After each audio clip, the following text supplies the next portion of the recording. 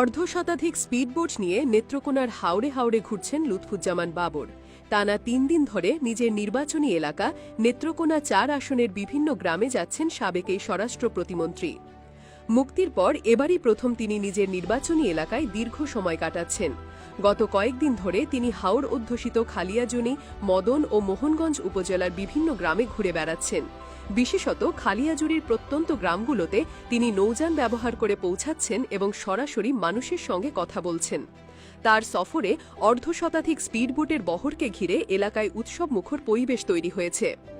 গত ২১ আগস্ট বৃহস্পতিবার থেকে শুরু হওয়া এ সফরে বাবর একে একে গ্রামে গ্রামে যাচ্ছেন, হাট বাজারে সংক্ষিপ্ত বক্তব্য দিচ্ছেন, আবার কোথাও কোথাও চায়ের দোকানে বসে স্থানীয়দের খোঁজখবর নিচ্ছেন কিংবা তাদের সাথে চা খাচ্ছেন।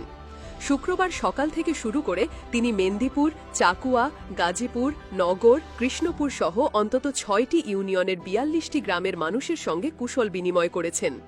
প্রতিটি গ্রামে তাকে ঘিরে কর্মী সমর্থকদের পাশাপাশি সাধারণ মানুষও ভিড় জমাচ্ছে। গ্রামগুলো হাওড়ের ভেতরে হওয়ায় স্বাভাবিক যাতায়াত কষ্টসাধ্য, তবে বর্ষার মৌসুমে পানিপথ সহজ হওয়ায় বাবরের যাত্রা নির্বিঘ্ন হয়েছে। ফলে একদিনে তিনি বহু গ্রামে যেতে পেরেছেন। স্থানীয় কৃষক শামসুল হক বলেন, দীর্ঘদিন পর বাবর ভাইকে কাছে পেয়েছি।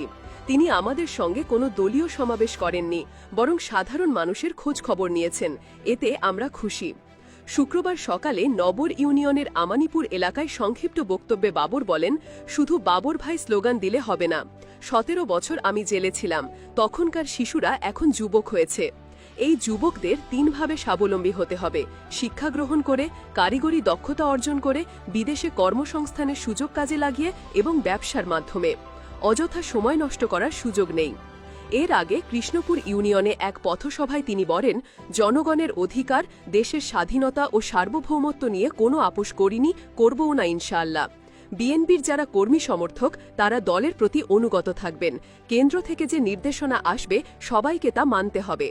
সামনে জাতীয় নির্বাচন, সেই পথ কঠিন, তাই ঐক্যবদ্ধ থাকতে হবে, বিভেদ ভুলতে হবে।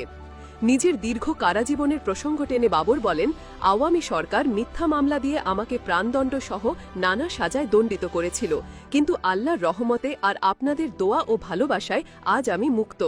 কারাগারে থাকাকালে আমি জেনেছি আমার জন্য অনেকে নামাজে দোয়া করেছেন, রোজা রেখেছেন।